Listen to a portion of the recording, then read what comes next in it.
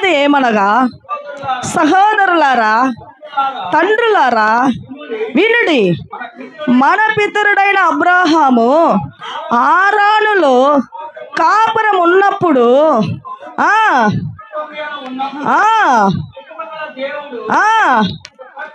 హల్లెలూయా, ఒక ప్రధాన యాజకుడు. ఆ యాజకుడు అంటే ఎవరండి? బోధకుడు, సేవకుడు. ఆ పట్టణమందు ఒక ప్రధాన యాజకుడు తెలుసో ఏ విషయం గురించో అడుగుతున్నాడు. స్టెఫను ఆత్మ బలము పొందినవాడు, సత్యాన్ని గుర్తెరిగినవాడు, యేసుక్రీస్తు ఎవరంటే బాగా తెలిసిన ఒక మంచి ఆత్మీయుడు అన్నమాట. ఎవరు? స్టెఫను. హల్లెలూయా. ఈ స్టెఫను మీరు ఎప్పుడు మర్చిపోకూడదు వాక్యం అయ్యేదాకా. హల్లెలూయా. స్టెఫను ఇలాగా ఏమని చెప్తున్నాడు? అందుకు స్టెఫను చెప్పినది ఏమనగా, సహోదరులారా, మీ అందరికీ నేను చెప్తున్నాను అని అక్కడ చెప్తున్న వాక్యము, తండ్రులారా వినుడి. మన పితరుడైన అబ్రహాము హారానులో కాపురం ఉండక మునుపు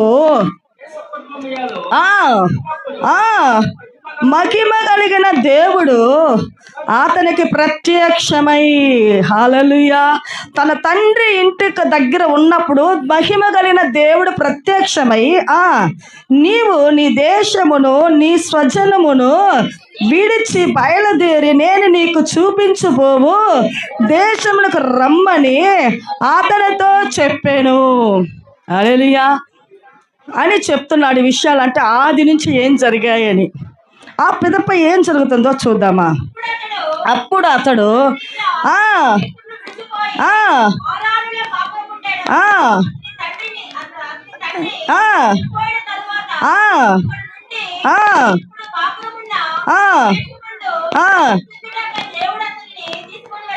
ప్రైజ్ ది లార్డ్. ఇటువంటి వివరాలు చెప్పగలనా ఒక ఆత్మ బలము పొందిన ఒక స్టెఫను. ఎలాంటి వాడు అంట స్టెఫను? ఆత్మీయుడు, ఆత్మ బలము పొందినవాడు. సత్యానికి ఏమాత్రం చెప్పాలంటే జడియడు, భయపడడు, నిర్భయం కలిగి ధైర్యం కలిగి ఆయన చెప్పేవాడు. ఈరోజు చాలామంది క్రైస్తవులమే, మేము ఆత్మీయులమే, విశ్వాసం అని బహిరంగంగా చెప్పటానికి కూడా భయపడుతున్నారు. ఉద్యోగ స్థలంలో చూడొచ్చు వాళ్ళ ఒక కార్యాలు, వాళ్ళ ప్రవర్తన, వాళ్ళ సాక్ష్యం ఏ రీతిగా ఉన్నదని. మన బ్రదర్స్ ఎక్కడున్న సాక్ష్యము మన దానశేఖరే చాలు. హల్లెలూయా. అబద్ధం ఎక్కువ చెప్పడు. సంపాదించాలంటే ముందు ఉన్న వర్క్లో కూడా ఎంతైనా డబ్బు సంపాదించచ్చు, ఒక మాట, చిన్న మాట చెప్తే కనుక. కానీ అలాంటివి నేను చేయను. దేవునికి విరోధమైన కార్యాలు. అందుకే ఈరోజు ఆ బిడ్డ చాలా దీనంగా మిడిల్గా ఉన్న అనుదినం దేవుని పోషిస్తున్నాడు దేవుడు. Praise the Lord. కరువు దినాలలో అండి, లాక్డౌన్ ముందు కానీ చాలా సమస్యలు, చాలా ప్రాబ్లమ్స్లు, అయినా ఈ రోజుకి ఆ బిడ్డలని, ఆ కుటుంబాన్ని యేసయ్య పోషిస్తున్నాడు. ఆయన నమ్మదగిన వాడు, ఆయన మార్పు లేనివాడు, మాట ఇచ్చి మాట మారే మానవుల లాంటి దేవుడు కాదు. మన దేవుడు ఎలాంటి వాడు? సజీవుడు. Praise the Lord. సాక్ష్యం మీ ప్రాముఖ్యం. ఈరోజు ఈ లోకంలో నువ్వు హింసింపబడచ్చు, బాధలు పడచ్చు, కష్టాలు పడచ్చు, కన్నీరు కారవచ్చు, కరువులు ఉండొచ్చు. కానీ ఒక రోజు ఆకలి దప్పులు లేని నిత్య రాజ్యమైన పరలోకంలో నువ్వు నేను ఉంటాము. కానీ స్టెఫను అలాంటి పౌరుషం కలిగిన ఒక వ్యక్తి. నా దేవుని నేను బహిరంగ ప్రసంగిస్తాను. ఆ తరువాత ఇక్కడ జరుగుతున్నది 52వ వచనములో అతని విషయాలు మనం చూద్దాము. 52, అదే 7వ అధ్యాయము 52.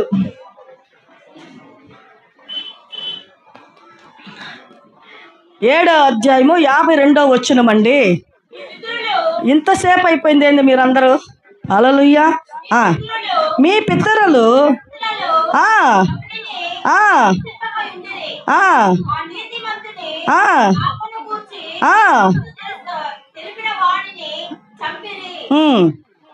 చూడండి ఇక్కడ చెప్తున్నాడు. మరలా స్టెఫను ఏం చెప్తున్నాడంటే ఆ ప్రజలకు అందరికీ ఇక్కడ మీ పితరులు ప్రవక్తలలో ఎవరిని హింసింపక ఉండిరి.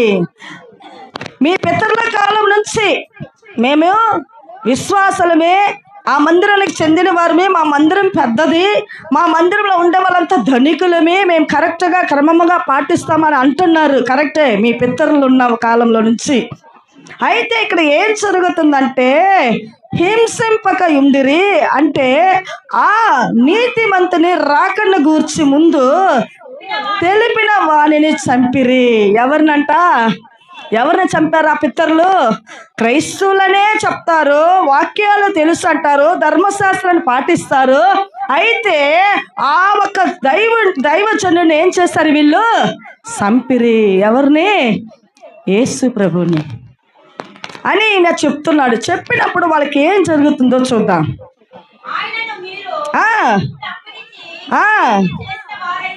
ఆయనను మీరు ఇప్పుడు అప్పగించి హత్య చేసిన వారైతిరి. ఎవరికి అప్పగించారు? పిలాతు వద్దకు తీసుకెళ్ళి ఏం చేశారు? ఈయన మాకొద్దు, ఈయన సిలువలో వేయడి. ఎవరు అరిశారు? ఎక్కువగా ఎవరు అరిశారు? యూదులే. హల్లెలూయా. ఎవరు బలవంతం చేశారు? యేసు ప్రభుని సిలువలో వేయి అని కేకలు వేసింది ఎవరు? తన సొంత ప్రజలే, మరి ఎవరో బయట వాళ్ళు, అన్యులు కాదు. హల్లెలూయా. ఈరోజు మీరు ఏమైనా చూడండి, బాగా చూడండి, లోకం వైపు ఎలాగో, కానీ లోక పాపంలో మనం పడిపోకూడదు. కానీ ఎంతో దేవుడు ఎరిగిన వాళ్ళంతా నీతి నిజాయితీగా ఉంటారు. ఆత్మీయులు మనం చెప్పే వారే నీతిని తప్పిపోతున్నాము. అవునా కాదండి? నేను చూస్తూ వస్తున్నాను. హల్లెలూయా.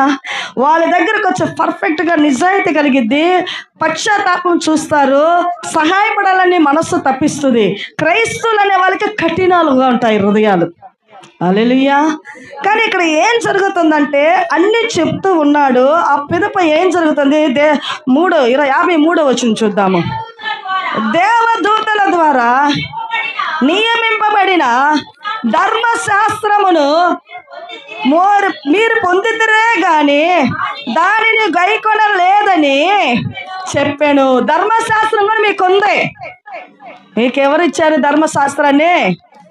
ఆది యందు యెహోవా దేవుడు మోషేకిచ్చిన ధర్మశాస్త్రం ఇది. ఈ ధర్మశాస్త్రంలోనే 10 ఆజ్ఞలు ఉన్నాయి. కానీ ఏ ఒక్కటైనా మీరు ఆజ్ఞను పాటించారా అని స్టెఫను అడుగుతున్నాడు.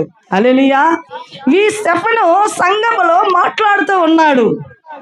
ఆ తరువాత ఏం జరుగుతుంది? 54 వారి మాటలు విని కోపముతో మండిపడిరి. ఏం చేశారంట? నిజమని, సత్యాన్ని బహిరంగంగా చెప్తున్నప్పుడు స్టెఫన్ లాగా ఈరోజు నేను కూడా నచ్చనండి. హల్లెలూయా. సత్యాన్ని పర్ఫెక్ట్ గా ఉన్నట్టే మనము దేవుని ఆత్మశక్తిని బయలుపరచాల. సోపేసి ఐసేసి కానుకలు పుచ్చుకొని బాగా మోసం చేసి దాచుకొని డబ్బు కూడబెడితే కాదు. రేపు తీర్పు దినంలో ఫస్ట్ ఆఫ్ ఆల్ నేనే నిలబడతా. హల్లెలూయా. నేను చెప్పింది నువ్వు చేసావా? చాలా మందికి నచ్చదండి సత్యాన్ని చెప్తే. అయితే ఇక్కడ స్టెఫను చెప్తున్నాడు. ఏమని చెప్తున్నాడంటే మరలా 54వ వచనం చూద్దాము. వారి మాటలు విని కోపముతో మండిపడి అతనిని చూసి ఏం చేశారంట? ఒక్కోసారి వాడు చూస్తే లోపల బాగా, హల్లెలూయా, లోపల కసి, పగ. ఇది ఎవరు తీసుకొచ్చేది?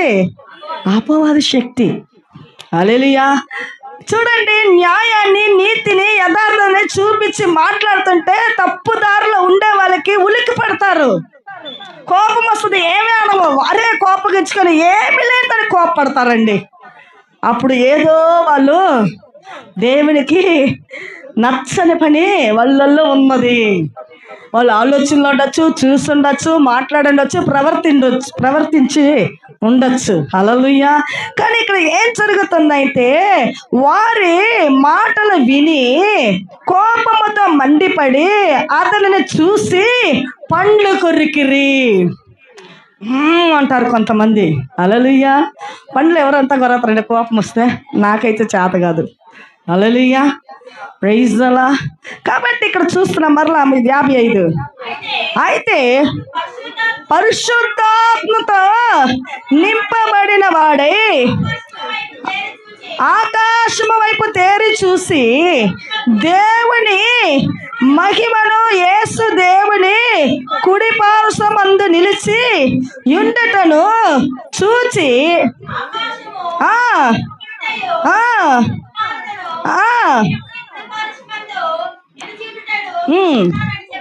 ప్రైజ్ అలా వాళ్ళకి చెప్తున్నాడు. అప్పుడు మాట్లాడుతూనే ఉన్నాడు, సత్యాన్ని బహిరంగంగా బయలుపరుస్తూ మాట్లాడుతూనే దైవ సువార్తను ప్రకటిస్తూనే ఉన్నాడు. వెంటనే నిజం కలిగిన సత్యాలు బయటకు వస్తున్నాయి. ఆత్మాభిషేకం దిగింది ఆయనలోకి. హల్లెలూయా. ఎలా దిగింది? పరిశుద్ధాత్మ నింపుదల వచ్చేసింది ఆయన శరీరం అంతా. ఆయన మాట్లాడుతున్నాడు కానీ మాట్లాడే విషయం ఏం వస్తుందనేది కూడా ఆయనకు తెలియట్లేదు. అంత ఆత్మశక్తి. హల్లెలూయా. ఆత్మశక్తిలో ఉన్నప్పుడు జరుగుతున్న ఆకాశము తెరువబడటయు, మనుష్య కుమారుడు దేవుడి కుడి పార్శ్వమందు నిలిచి యుండటయు చూచుచున్నానని చెప్పెను. ఆయన ఆకాశం తెరవబడట చూస్తూ ఉన్నాడు పరిశుద్ధాత్మ శక్తితో. ఆ తర్వాత 27 చూస్తామా, 57. అప్పుడు వారు పెద్ద కేకలు వేసి ఏం చేశారంట? చెవులు, ఆయన చెప్తున్న మాటలు విన్నల్లని ప్రజలు హృదయము పాపములో ఉంటూ పాపమే నాకు తీపి అని ఆ పాప ఊబిలో తేనెలాగా వాళ్ళు ఉంటున్నప్పుడు సత్యాన్ని బోధిస్తుంటే వాళ్ళకి ఏం జరగద్ది? ఒక్కొక్కసారి గృహాలలో కూడా జరుగుతాయి. పిల్లలకు మంచి చెప్తే నచ్చదు తల్లి.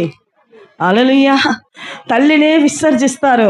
తల్లి చిన్న మాట అయినా మంచి మాట ఏదో ఒకటి చెప్తుంది. కష్టం కదా అది ఉంటుంది, ఇబ్బంది కదా ఉంటుంది, కానీ అది నీ జీవితానికి మంచిది. హల్లెలూయా. ఈరోజు అది కష్టం ఉంటుంది. ఈ కష్టాన్ని నువ్వు అనుసరించి తల్లికి తండ్రికి విధేయత నువ్వు ఆ పని చేసి చూడు. రాబోతున్న రోజుల్లో ఆ శ్రమకు తగ్గిన ఫలితం ఆనందాన్ని చూస్తావు. హల్లెలూయా. కానీ కొంతమందికి గృహాలలో తల్లి నిజము చెప్పి మంచి చెప్తే ఇట్టుండద్దమ్మా అట్టుండట్టే నువ్వు నాకు చెప్పొద్దు. నువ్వేం చేయ పదే పదేగా అస్తమానం ఇదే నీ జీవితంలో ఇదే మాకు చెప్తావు. ఎప్పుడు చూసినా ప్రేయర్ చేయి అంటావు. ఆ ప్రార్థన లేకపోతే మేము చేయలేమా, దానికి ఏంది సొల్యూషన్ అది చెప్పు అంటారు. నేనేం చెప్తానంటే ప్రార్థన చేయి, దేవుడు నీకు ఆలోచనిస్తాడు. హల్లెలూయా. చేదు ఇవన్నీ ఇష్టపడదు అంటే ఫుల్గా వాళ్ళు ఎవరు పరిపాలన? అపవాది పరిపాలన, దురాత్మ శక్తులు, లోక ఆశలు, లోక ఉద్దేశాలు, స్వబుద్ధిని ఆనుకొని జీవించే వాళ్ళకి దేవుడి బిడ్డలు ఏదైనా ఒక మంచి మాట చెప్తే అది ప్రార్థన చేసేది కష్టమండి. 50 కిలోల మూట మోస్తున్నారా? లేదు ఒక బాండు జల్లిని తీసుకొని నెత్తిని పెట్టుకుని 3 అంతస్తులకు మొయ్యమన్నారా? చిన్న ప్రార్థన మోకరించి ఉన్నపాటిని కూర్చొని దేవుని మహిమపరచుని కార్యాలు ప్రభు కార్యసిద్ధి కలుగు చేస్తా, అది కష్టము. ఏంది నువ్వు చెప్పేదా? నువ్వేం చెప్పేది నాకు తెలీదా ఎప్పుడు చేయాలని? దీన్ని నేను అడిగినప్పుడు దీనికి సొల్యూషన్ ఇవ్వు అని మన వాళ్ళు ఏం చేస్తారు? ఇక్కడ వాక్యంలో ఏమున్నదంటే అప్పుడు వాళ్ళు పెద్ద కేకలు వేసి చెవులు మూసుకుంటారు. పళ్ళు కొరికారు అక్కడ కోపంతో. ఇప్పుడు మనం చెప్పే మాటలు వాళ్ళకి నచ్చని వాళ్ళు ఏం చేస్తారు? చెవులు. అబ్బా ఎప్పుడు చూసినా ఇదే మాటలు. పరిశుద్ధాత్మ దేవుడు అక్కడుండి చెప్తున్నాడంటే దేవుడి బిడ్డల ద్వారా అది స్వీకరించలేకపోతున్న ఎదురు మనుషులు ఎవరున్నారు? సాతాను శక్తి రుజువు చేసుకోవచ్చు. అప్పుడు మనం ఏం చేయాలి? దేవుని బిడ్డలమే సైలెంట్. వాళ్ళు గెలిచినట్టు వాళ్ళకి అనిపిస్తుంది. ఎవరు గెలుస్తారో పిదప తర్వాత తెలుస్తుంది. నీకు చెప్పిన దేవుడి బిడ్డల మాటలకు నువ్వు లోబడితే నువ్వు గెలవు. నువ్వు అసెంబ్లీలో గెలిచినదన్న అరుపులకి నా మాటలకి వాళ్ళు భయపడి వెళ్ళిపోయారని నువ్వు అనుకుంటావు. నెవర్ ఛాన్సేలా. దేవుడు తగిన కాలమందు మనల్ని హెచ్చించువాడు. హల్లెలూయా. అందుకే నా బలిష్టమైన హస్తములో దీన మనస్కులై ఉండుడి. నీకన్నా ఒక సమయం వస్తుంది నిన్ను హెచ్చించే కాలము. అందుకే మనం ఒక్కొక్కసారి మౌనముగా ఉంటాము. సరే అరుచుకొని ఏమైనా అనుకొని నేను సైలెంట్గా ఎక్కడికైనా పోతున్నప్పుడు వాళ్ళు అనుకుంటారు నా మాటలకి కాదు, నా యేసయ్య ఇస్తున్న ఆ సమయంలో ఆలోచనలు. ప్రియమైన దేవుని బిడ్డలారా, ఇప్పుడు చూస్తున్నాము. అప్పుడు వారు పెద్ద కేకలు వేసి చెవులు మూసుకొని ఏకముగా అతని మీద పడిరి. ఎవరి మీద? నేను ఫస్టే చెప్పాను కదా, స్టెఫన్ని మర్చిపోకూడదు. వాళ్ళు చెవులు మూసుకొని ఏకముగా వాళ్ళందరూ పెద్ద కేకలు వేసి అతని మీద పడటానికంటే చంపాలా. అతను ఉండకూడదు. యథార్థంగా మాట్లాడుతున్నాడు, సత్యాన్ని బోధిస్తాడు, నిజాన్ని పలుకుతున్నాడు. మేము ఏ తప్పులు చేశామో, ఏ మరుగైన చీకట్లో మేము బ్రతికామో, ఏ ఒక ఉబిలో పాపాన్ని జుర్రుకుంటూ ఉన్నామో దాన్ని ఎత్తి చూపించి చెప్తున్నాడు. ఇతడు ఉండకూడదు, ఇతడు ఉండకూడదని అతని పైన పడిపోతున్నాడు. ఆ తర్వాత జరుగుతున్న విషయము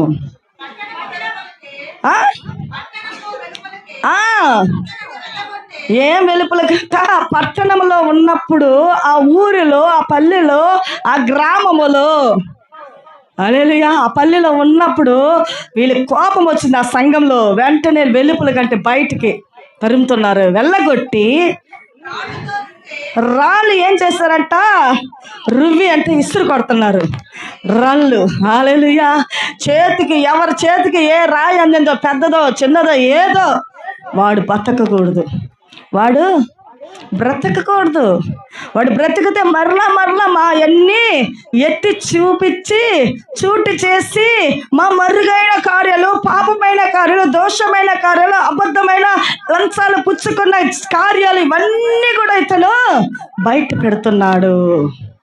ఏం చేస్తున్నాడు అని వీళ్ళందరూ ఏకముగా కూడి బయటకు వెలుపలకు తరిమి ఆ ఊరు నుంచి రాళ్ళు రువ్వారు. చూడండి, దీనికి కారకుడు ఎవడో తెలుసా అండి? సౌలు. దీనికి కారకుడు ఎవడు? సౌలే ఫస్ట్ అడుగుతున్నాడు. చదివాం కదా, హల్లెలూయా. అయితే ఆయన ప్రధాన యాజకుడు. ఎవరు ఈ సౌలు? క్రైస్తవుడే, ఒక బోధకుడే, ఒక పాస్టరు. అయితే ఆత్మ విషయమైన సంగతులని, పరిశుద్ధాత్మ అనే అన్య భాష గురించి వద్దు. యేసుక్రీస్తు కాదు, యేసుక్రీస్తు దేవుడు కాదు, యెహోవానే దేవుడు, ధర్మశాస్త్రమే దేవుడు అని. సరే, ధర్మశాస్త్రం దేవుడే, యెహోవా దేవుడే, 10 ఆజ్ఞలు పాటిస్తున్నావా? అందుకే ఇక్కడ వివరిస్తున్నాడు. ఎవరు? స్టెఫను. హల్లెలూయా. ఆ తర్వాత ఏం జరుగుతుందో చూద్దాం.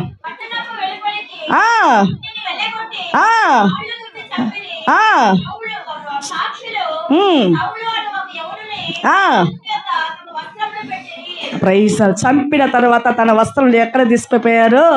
ఒక యవనుడు, బలవంతుడు, మంచి వయస్సు కలిగిన సౌలు. ఈ సౌలు జడ్జిమెంట్లో ఉన్నాడు, తీర్పులో. ఆ సౌలు యొద్దకు తీసుకెళ్ళాడు. ఎవరి వస్త్రాలు? స్టెఫను చచ్చిపోయాడండి. రాళ్ళతో కొట్టి కొట్టి కొట్టి కొట్టి ఆ ఒక ఆత్మీయుని చంపేశారండి. సంపంది వాళ్ళు నిద్రపోలేదు. ఎంత దెబ్బలండి! ఒక రాయి కొట్టితే వెంటనే ప్రాణం పోదు. ఎన్ని రాళ్ళుతో కొట్టారు, ఎంత జనము వచ్చారు. ఊరు లోపల కాకుండా, పల్లె లోపల కాకుండా వెలుపలకి తీసుకెళ్లారు మైదానంకి. తరిమి తరిమి తరిమి తరిమి రాళ్ళు రువ్వారు, కొట్టారు. తర్వాత అతను చనిపోయిన తర్వాత ఆ శవపు ఆ వస్త్రాన్ని ఎవరి దగ్గర తీసుకొచ్చారు?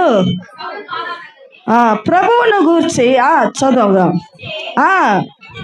చూడమ్మా, ఒక వచనం చదువు, 58వ వచనం. ఆ పట్టణపు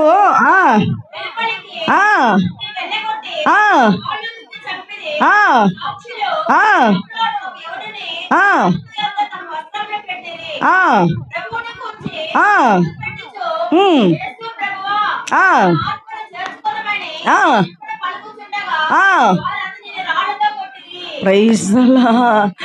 యేసు ప్రభువా, నా ఆత్మను ఏం చెయ్యి? నీ రాజ్యమునకు చేర్చుకో. అంత నొప్పి అండి, రక్తదారులు కారిపోతున్నాయి, గాయముతో నిండిపోయిన శరీరము, నొప్పి ఒక పక్క, అయినా మోకాళ్ళ పైన రాళ్ళుతో కొడుతున్నా, ప్రభువా, యేసు ప్రభువా, నా ఆత్మని నీ రాజ్యానికి చేర్చుకో. ప్రార్థిస్తున్నాడు. ఒక చిన్న జ్వరము, ఒక తలనొప్పి వచ్చిందంటే, ఒక నడుము నొప్పి వచ్చిందంటే, ఏదో శరీరంలో ఒక బలహీనత ఉన్నదంటే ప్రార్థన మర్చిపోతాం మనము. అవునా? అవునా కాదా? అవునా అనే వాళ్ళంతా హల్లెలూయా చెప్పండి. నేను బాగలేదు అంటే నేను ప్రార్థన చేయను అనేవాళ్ళు. ఏమి సొమ్ము పోయిందా? వాస్తవమే కదా అది. హల్లెలూయా చెప్పరేంటి? ఆమె చెప్పాలా? ఈ రోజు నువ్వు చెప్తే అలాంటి పరిస్థితుల్లో నువ్వు ప్రార్థన పరురాలుగా మారుతావు. హల్లెలూయా. అయితే స్తెఫను అంత శ్రమల మధ్యలో ఆయన ప్రార్థన చేస్తూ ఉన్నాడు. ఏమమ్మా ప్రార్థన చేస్తున్నాను, ఆధ్యాత్మిక జీవితం ఎలాగుందని అడిగితే, ఎక్కడమ్మా ఎప్పుడు చూసినా బాగలేదు, కీళ్ళు నొప్పులు, నడుము నొప్పులు, ఎక్కడంటే అక్కడ పట్టేస్తుంది, ఆ డాక్టర్ దగ్గరికి వెళ్తున్నాను, ట్యాబ్లెట్లు వాడుతున్నాను, ఇంజక్షన్లు వేస్తున్నారు, అయినా తగ్గిన పాటే లేదండి. పండుకొనే ఉంటే ఎక్కడండి, నీరసం అండి. డబ్బులు అక్కడ 1000 రూపాయలు ఇస్తున్నారు, రండి అంటే పరుగులు ఎత్తుతారు. ఏంటండి అక్కడ ఇస్తున్నారు? ఏమిలా జనంతో పాటు ఒక జనంలో నువ్వు ఒక మనిషిగా నిలబడితే నీకు ఒక అమౌంట్ దొరికిద్దంటే పరుగులు ఎత్తిపోయి నిలబడతాను. రేషన్ కొట్లు ఈరోజు ఆయన సీఎం ఉన్నారు కదా, ఫ్యామిలీకి 10,000 ఇవ్వబడుతుందంటే మొదటగా ఎక్కడ ఉంటారు? వేకువజామున వెళ్ళిపోతారు రేషన్ కాంగటికి. హల్లెలూయా. కానీ అప్పుడు జ్వరం ఉన్నా వెళ్ళిపోతారు, సడన్గా స్వెటర్ వేసుకొనైనా పోతారు, నడవలేకపోయినా ఎవరినైనా హెల్ప్ కోరుకొని తీసుకొని నిలబెడతారు. కానీ ప్రార్థన చేయాలంటే నీ కుటుంబం బాగాలంటే నువ్వు మోకరిస్తేనే నీ కుటుంబం ఆశీర్వాదము. నేను మోకరించి అలవాటు నాకు లేదు, ప్రార్థన చేసే మాటలు తీరు నాకు లేదు, స్తుతియాగము చెల్లించటం లేదు అంటే శ్రమలు తప్పవు ప్రతి ఒక్కరికి. ఇది కుటుంబంలో బాధ్యత. అమ్మకే కదా, నాన్నకే కదా, నువ్వు అనుకోకూడదు. యవనస్తురాలమైన నువ్వు మోకలేస్తే నీ జీవితం ఆశీర్వాదం. యవన కాలంలో చిన్న వయస్సులో పోరాడిన ప్రార్థనల ద్వారా ఈరోజు ఒక్కొక్కటి దేవుడు నాకు అనుభూతిగా నేర్పిస్తున్నాడు. తెలియని జీవితంలో వయస్సులో చేసిన ప్రార్థన బలము గంట సేపా 2 గంటల సేపు మోకాల మీద నుంచొని ముసుగులు వేసుకొని ఉంటాడు. మా నాన్న లేస్తాడు రెస్ట్ రూమ్ కానీ, అమ్మో ఎవరమ్మా ఆడున్నారా నించొని మోకాలంటే ఇట్ట కూర్చొని అట్ట కూర్చొని ఆయన యవనస్తులు చూస్తే నాగచ్చి రాగు పుట్టిపోద్దండి. హల్లెలూయా. మన యవనస్తులు చూస్తే నాకు చాలా చిరాకు. ఒక క్లాప్ చప్పట్లు కొట్టాలన్నా ఏమో ఈయన సొమ్ము ఎవరో తీసి పెట్టుకున్నట్టుగా యాక్టింగ్. ఎట్టుండాలి మనము? భయంకరంగా షార్ప్గా ఉండాల. కానీ శ్రమలు రాళ్ళతో కొడుతూనే ఉన్నారు, రాళ్ళు విసురుతూనే ఉన్నాడు, మోకాళ్ళ పైన ప్రార్థన చేస్తూనే ఉన్నాడు. నీ జీవితంలో ఎంత మాత్రం ప్రార్థన? మా అమ్మ ప్రార్థన నన్ను ఆదరిస్తుందంటే కొంత మట్టుకే నీ జీవితాంతము నీ ప్రార్థన విశ్వాసమే నిన్ను కాపాడు రక్షించును. హల్లెలూయా. కానీ ఇక్కడ ఏం జరుగుతుందంటే స్తెఫను ఆయన ఏం చేస్తున్నాడు చదువుదామా? 59 ప్రభువును గూర్చి యేసు ప్రభువా నా ఆత్మను చేర్చుకోనమని స్తెఫను పలుకుచుండగా వారు అతనిని ప్రార్థన చేస్తున్నాడు. మోకాళ్ళ పైన రాళ్ళతో ఏం చేస్తున్నాడు? ఒక పక్క అబ్బా అని పడిపోయాడా? ప్రార్థన ఆపాడా? కానీ ఒక చిన్న తలనొప్పి అయితే తల ఇక్కడ నుంచి ఇదంతా నొప్పి, పక్కంతా నొప్పి, మనం యాక్షన్తో చెప్పేస్తాము. కానీ ప్రార్థన అయితే ప్రార్థనకు ఒక ఆరోగ్యానికి బలహీనత బాగా అవ్వాలంటే ఫస్ట్ ఆఫ్ ఆల్ ముఖ్యమైన ట్రీట్మెంట్ ప్రార్థన. మోకాళ్ళి మొన్న మన మధ్యలో శిల్ప గారిని దేవుడు కృపతో ఉంచాడు. హల్లెలూయా. గత వారంగా ఆమెలో ఏదో ఒక బాధ, బలహీనత, మనసంతా వేదన. ఈరోజు అతను కుమారుడు వస్తున్నాను ఇక్కడ రాలా. హల్లెలూయా. పిశాచి సాతాను ఎట్ట బంధించాలో అట్ట బంధించేసిందండి కొందరిని. వాళ్ళ జీవితంలో కొంచెం చిన్న మేలు కూడా ఆశీర్వాదం పోనీయకుండా అలాగ బంధిస్తుందండి. ఆ బంధకాల నుంచి నువ్వు బయటకు రావాలంటే దేవుడి మందిరానికి వస్తేనే అది సాధ్యము. నువ్వు మందిరానికి రాకుండా నేను సాధిస్తానంటే ఛాన్సే లేదండి. నేను దాదాపు 6 మాసాలుగా వింటున్నా ఆమె మాటలలో. ఏంటి వదినమ్మా వస్తున్నారంటే అలాగా. ఏందమ్మా నాకు ఒళ్ళంతా పదురుగా అలాగా వణికిపోతుంది, దడదడగా ఉంది, కాళ్ళు చేతులు వణుకుతున్నట్లు. ఎందుకు ఎండకేమో సరే ఏదో నీరసమేమో, సరిగా తిన్నావా అని విచారిస్తా. లేదు తిన్నాను, ఉదయాన్నే టిఫిన్ తిన్నాను, పని చేశాను, వచ్చాను, కొద్దిసేపు పండుకోపో అంట. ఇలాగే జరిగిపోతుంది, రోజులు పోతుంది, కాలం జరిగిపోతుంది. మొన్నటి దినాన నేను కొంచెం బయటకు వెళ్ళి వచ్చే పనిది ఆడికి వెళ్ళాను, కానీ ఈమె ఉద్దేశంలో ఇంటి బయట మాట్లాడుకుంటూ ఉన్నారు. నేను మరలా వచ్చాను, అలాగే సంభాషణ జరిగింది.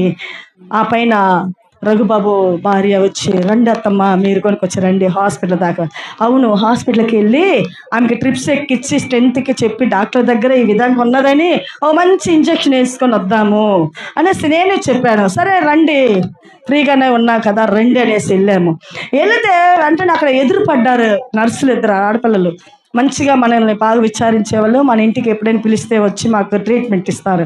ఆ పిల్లలు కనిపించిందే ఆ నర్సు అమ్మాయిలు ఇలాంటి ఎప్పుడు ఇంకా పోరిగా ఫ్యామిలీయోட కలబెట్టగా నవ్వారు. అమ్మాయి మరి అంటే సరే డాక్టర్ని చూడండి, ఒకవేళ వాళ్ళు ఏదైనా మంచిగా రాసిస్తే రేపు మార్నింగ్ అయినా మీకు ఇంటికి వచ్చి మేము అది ట్రిప్స్ ఎక్కిస్తాము. సరే అమ్మా అని వెళ్ళాము. వెళితే వెంటనే ఆ అమ్మాయికి ఏమైంది, అమ్మాయి డ్యూటీ అయిపోయింది, అయినా ఆమె వచ్చి మరలా ఏం చేసింది, బ్లడ్ చెకప్, బీపీ చెకప్ ఇవన్నీ ఇచ్చింది మా కోసము. ఇంటికి పోయిన అమ్మాయి వచ్చేసింది. వచ్చి చూస్తే చూడండి, మీరు ఆశ్చర్యపడతారు, షుగరు బీపీ హై. హల్లెలూయా, చాలా ఓవర్గా ఎక్కిపోయింది.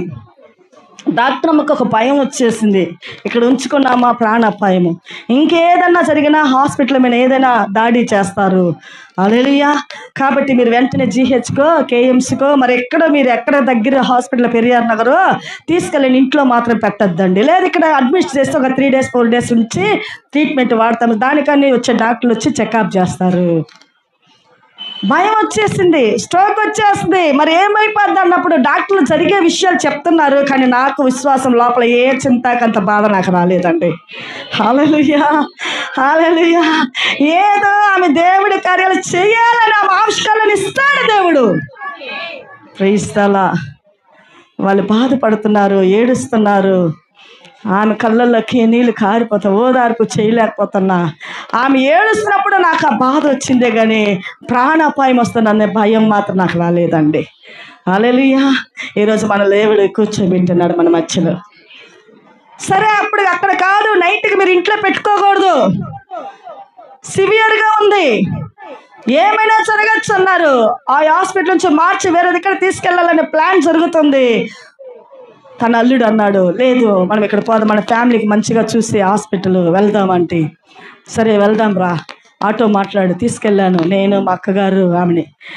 వాళ్ళు వెనకాల రండి, కొంచెం డబ్బు అవసరం కదండి ఎక్కడికి వెళ్ళినా, మరి మీరు డబ్బు పట్టరండి అనేసి మేము వెళ్ళాము. చెకప్ చేస్తున్నారు. ఆ డాక్టరు, మీకు ఇప్పుడు బీపీ ఎక్కువైపోయింది, ఇంకా స్ట్రోక్ వచ్చినా వస్తుంది, ఆ నరాలు ఏదైనా బస్ట్ అయిపోతాయి, ఏమైనా జరగచ్చు అంటున్నారు. ఒక పక్క నాకేమో ధైర్యమే.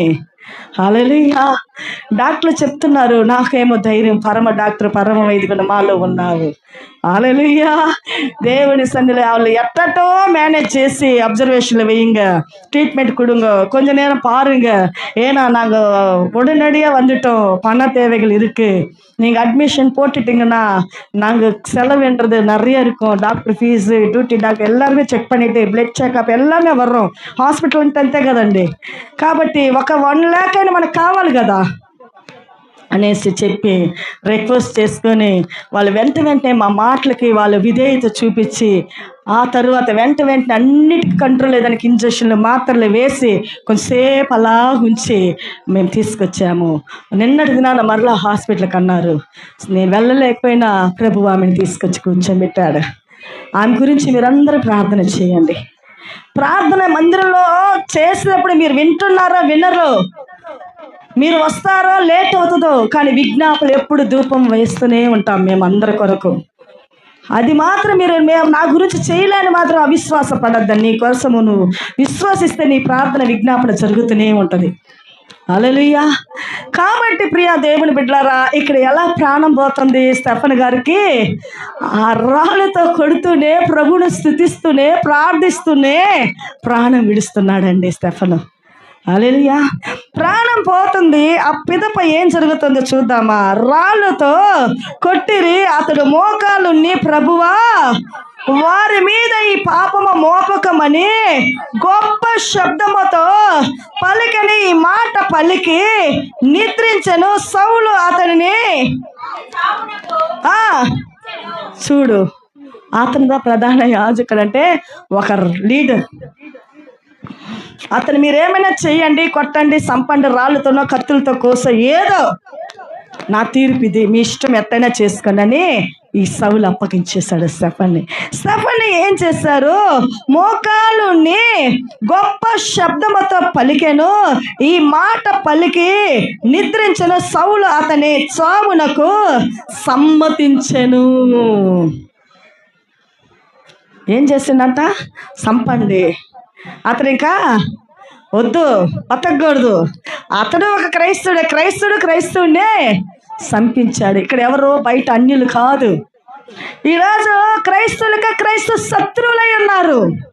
పోయిన వారంలో మనమందరం బాగా నిండి మంచి ప్రేయర్ మీటింగ్లకి భోజనాలు చేస్తే సరిపోక మేము మరలా ఆర్డర్లు పెట్టుకొని మేము హోటల్ పైన పడి తినేవాళ్ళమే. చాలా నిండిపోయే ఒక మందిరము లేసారు. అదే క్రైస్తవులే వచ్చి ఒక్కొక్క ఇంటిని ప్రవేశించి ఒక్కొక్కరిని బ్రెయిన్ వాష్ చేసి ఈరోజు మన మందిరంలో లాక్కెళ్ళారు. కానీ తీర్పు దేవుడు చేస్తాడు. హల్లెలూయా. తీర్పు ఒకరోజు ఊపిరి ఉంటే కళ్ళకి ఏది అడ్డమడదు చూస్తాము. మన సొంత కళ్ళతో మనం చూస్తాము. సత్యాన్ని బోధిస్తున్న స్థలంలో ఉండనీక బయటకు లాగుతున్న వారికి తీర్పు జరగడు. Praise the lord. అయితే ఇక్కడ జరిగిన విషయం ఏంటంటే, అతడు ఏం చేశాడు?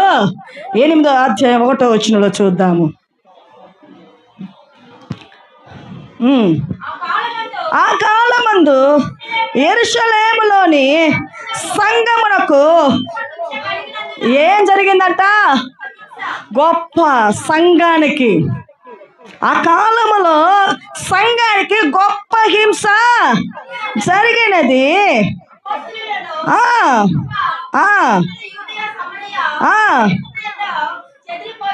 యూదయ సమరయ దేశములకు ఈ క్రైస్తవులందరూ ఏమయ్యారు? చెదిరిపోయారు. ఎందుకంటే సంఘానికి గొప్ప హింసలు కలిగాయి.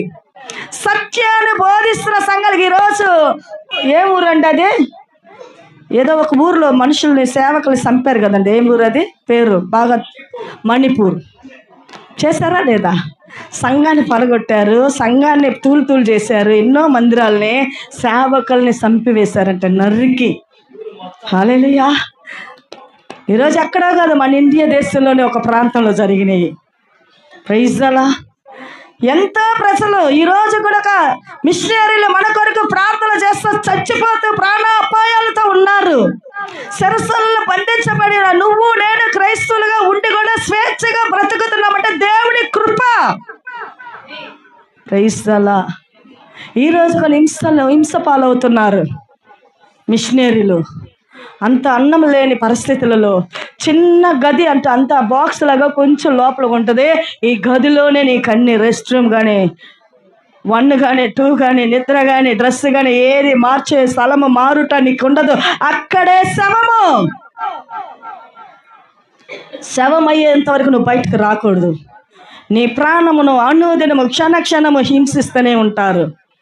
అటువంటి హింసించే కాలంలో ఉన్న మనకి ఇంత కృపను దేవుడు చూపించాడంటే, నువ్వు మందిరానికి ప్రార్థనకి రాక నువ్వు సోంబేరితనంగా, బద్ధకంగా, నీ పనులు నాయి అని సొంతంగానే ఆలోచన చేస్తున్నావు. నీకని నువ్వు వేసుకున్న కంచెను దాటి నువ్వు బయటకు వచ్చి చూడు.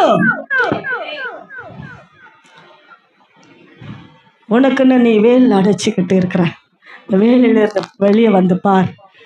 எத்தனை கிறிஸ்துவ மக்கள் பாடுபடுகிறார்கள், ரத்தத்தை சிந்துகிறார்கள், மறிக்கிறார்கள். దేవుడికెండ్రు வாழ்கிற సాక్షుల வாழ்க்கை ఉనకుల్లో இருக்கிறதா? Praise the Lord. ఒక సాక్ష్యమే లేదండి. హల్లెలూయా. కాబట్టి ఇక్కడ చూస్తున్నాము, ఆ సౌలు ఏం చేస్తున్నాడు? ఇక్కడ ఉంటున్న వారిని అందరి దేశాల చెదిరిపా భక్తి గల 2వ వచనము.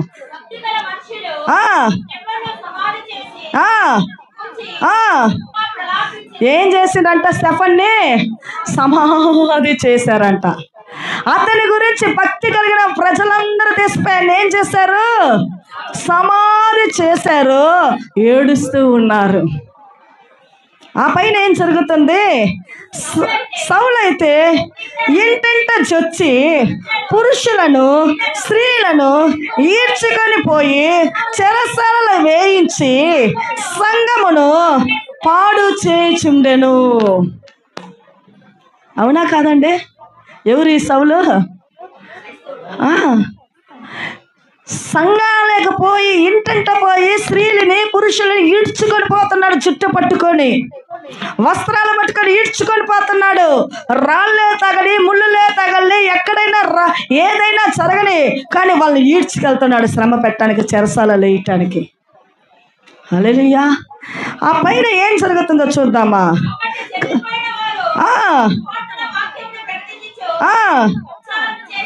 హల్లెలూయా. ఇలాంటి సౌలు దమస్కు అనే పట్టణానికి మరలా వెళ్తున్నాడు క్రైస్తవులు హింసించాలని. కానీ దేవుడు దర్శిస్తున్నాడు అతన్ని. ఎవరిని దర్శిస్తున్నాడు? సౌలుని. 9వ అధ్యాయం 1వ వచనం చూద్దామా? సౌలు ఇంకను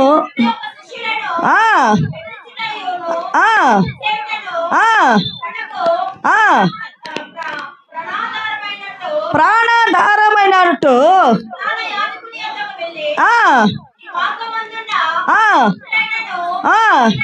స్త్రీలనైనను కనిగొనిన ఎడల వారిని బంధించి యెరూషలేమునకు తీసుకొని వచ్చుటకు దమస్కులోని సమాజుల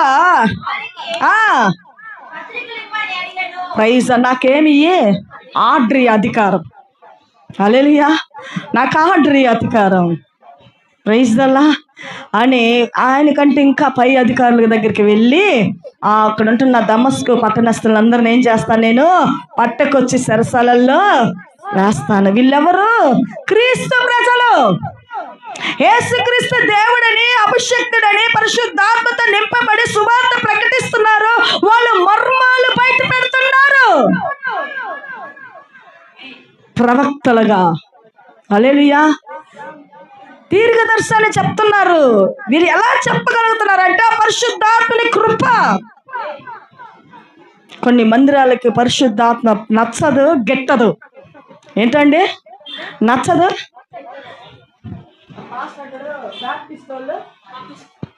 హల్లెలూయా. వాళ్ళకి నచ్చదు. వాళ్ళు మనం ఎందుకు కొరత చెప్పాలా? మనం కరెక్ట్గా ఉంటే చాలు. మన వాళ్ళు కొంచెం మంది హెచ్చులు, చాలా గర్వం, మేము ఆత్మీయులం కదా అని ఎవరిని చూసినా నిర్లక్ష్యం చేస్తారు. వీళ్ళే మొట్టమొదటి తప్పు చేసేవాళ్ళు. కానీ పరిశుద్ధాత్మకి యథార్థంగా జీవించలేక అలాంటి కార్యాలు చేస్తారు. హల్లెలూయా. కాబట్టి ఇక్కడ ఏం జరుగుతుందంటే అయినను వాళ్ళు ఏం జరుగుతుంది? 8వ వచనం చూద్దామా? 3వ వచనం ప్రకారమ్మా. ఫస్ట్ 3.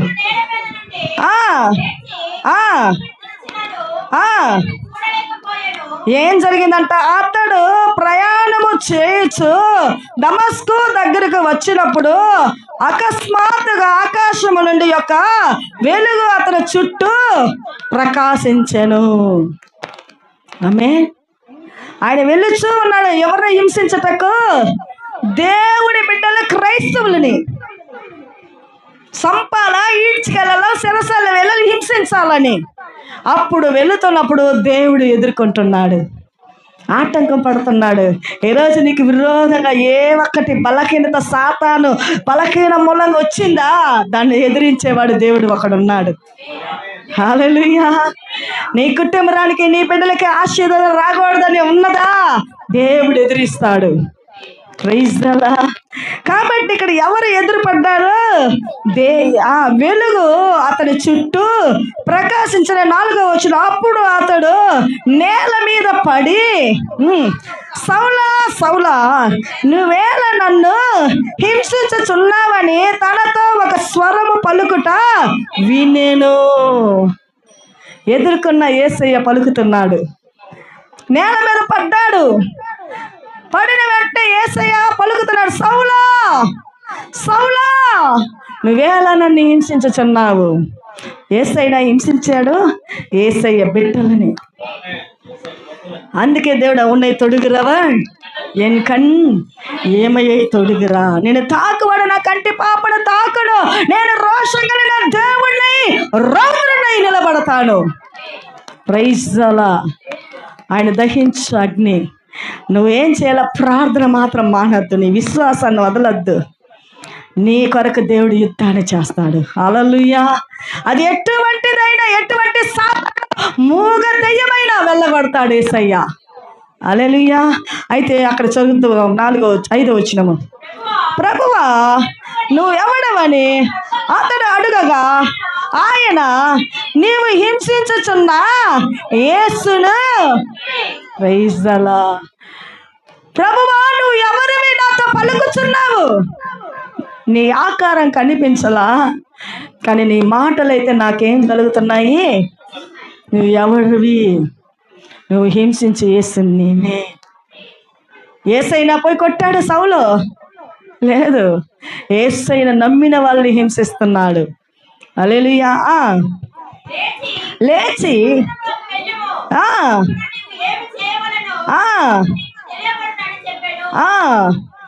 చూడండి ఏం చెప్పాడు. లేచి పట్టణములకు వెళ్ళి 7వ వచనము, అతనితో ప్రయాణము చేసిన మనుషులు ఆ స్వరమును వినిరి, కానీ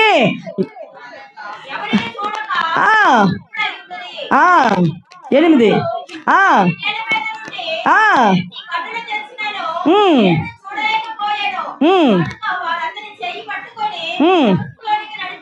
ప్రైజ్ ద లార్డ్. ఎక్కడికి నడిపించారంట? దమస్కులోకి. వెళ్ళిన తర్వాత ఏం జరుగుతుందంటే, అతడు 3 దినములు చూపు లేక అన్నపానము లేమియు. 3 దినములు ఏమయ్యారంట? వెలుగు. ఆ వెలుగును చూడగానే ఆయన కన్నులో ఉంటున్న పొరలు పడిపోయా. కంటి చూపు లేదు, కన్నులు లేవు. ఈ లోపల మనకి ఇచ్చే చూపు ఏదండి? తెల్లదా, బ్లాక్దా? వైటా, బ్లాకా? బ్లాక్ లాల్ పడిపోయింది. కళ్ళంతా వచ్చి చీకటి కమ్మేయాయి, ఏది ఇంకా కనిపించలా. కానీ అతడు ఎక్కడికి వెళ్ళాలని దేవుడి స్వరం విన్నాడు. అతడు 3 దినములు చూపు లేక అన్నపానము లేమియు పుచ్చుకొనకుండెను. దమస్కులో అననీయ అను ఒక శిష్యుడు ఉండెను.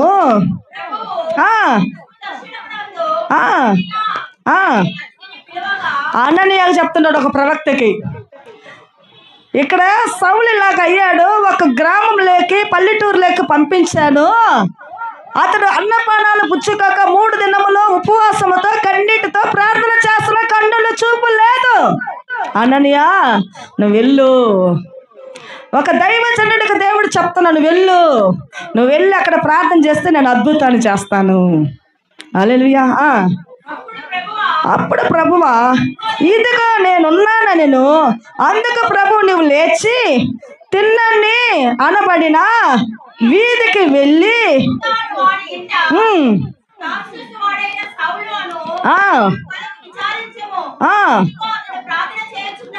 Praise the lord.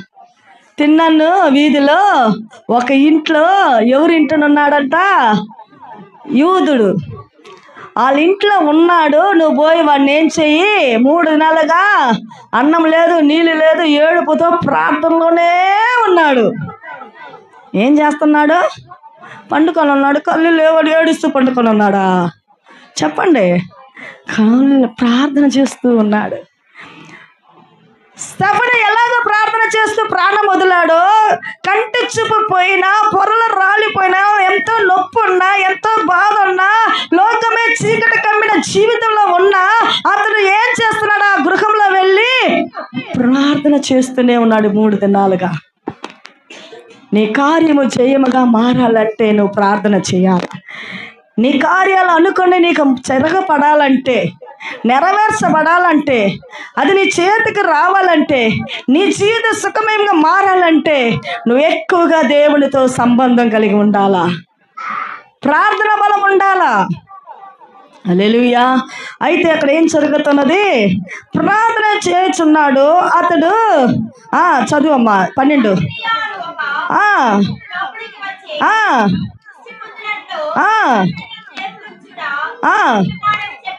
Praise the Lord. 13.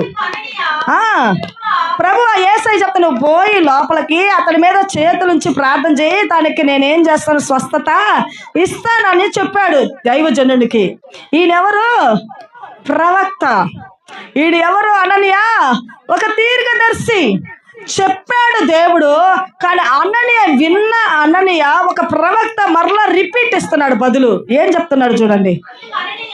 అందుకు అననీయ, ప్రభువా, ఈ మనుషుడు యెరూషలేములో నీ పరిశుద్ధులకి ఎంతో కీడు చేసి ఉన్నాడని అతను గూర్చి అనేకుల వలన వింటిని. ఇతని నీ బిడ్డలని హింసించినోడు, బాధ పెట్టినోడు, కానీ ఇతని గురించి నేను విన్నాను. ఇతనికి పోయి నేను ప్రార్థన చేసేనా అని అన్నని అడుగుతున్నాడు. ఎవరిని? యేసయ్య ఆజ్ఞిస్తే పోవాలా, ఇంకెదురు మాట చెప్పకూడదు. కానీ అన్నయ్య అడుగుతున్నాడు. అడిగితే యేసు ప్రభు ఏం చెప్తున్నాడో చూద్దామా. ఇక్కడను నీ నామమును బట్టి ప్రార్థన చేయవారందరినీ బంధించుటకు అతడు ప్రధాన యాజకుల వలన అధికారం పొంది ఉన్నాడని ఉత్తరం ఇచ్చాను. ఆయన ఇస్తున్నాడు అననీయ దేవునికి. ఏమిస్తున్నాడు? నీ ప్రజలకి బంధించాలని అధికారం పొందుకొని ఉన్నాడు.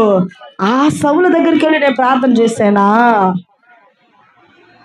సేవకులు కొంతమంది ఇలా కొని ఉంటారండి, నేను ఇంటికి పోవాలా, వాళ్ళేమి ఇరే కానుక ఏనాడైనా ₹1 ఇయ్యలేదు.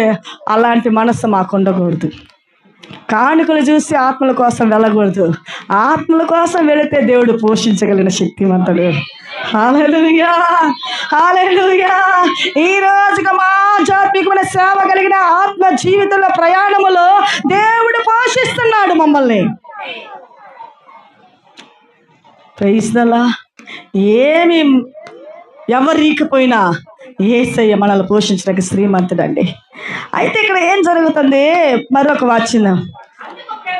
అందుకు ప్రభువు, నీవు వెళ్ళము, అన్యుల జనుల ఎదుటను రాజుల ఎదుటను ఇశ్రాయేలు ఎదుటను నా నామమును భరించుటకు ఇతడు నేను ఏర్పరచుకొనిన.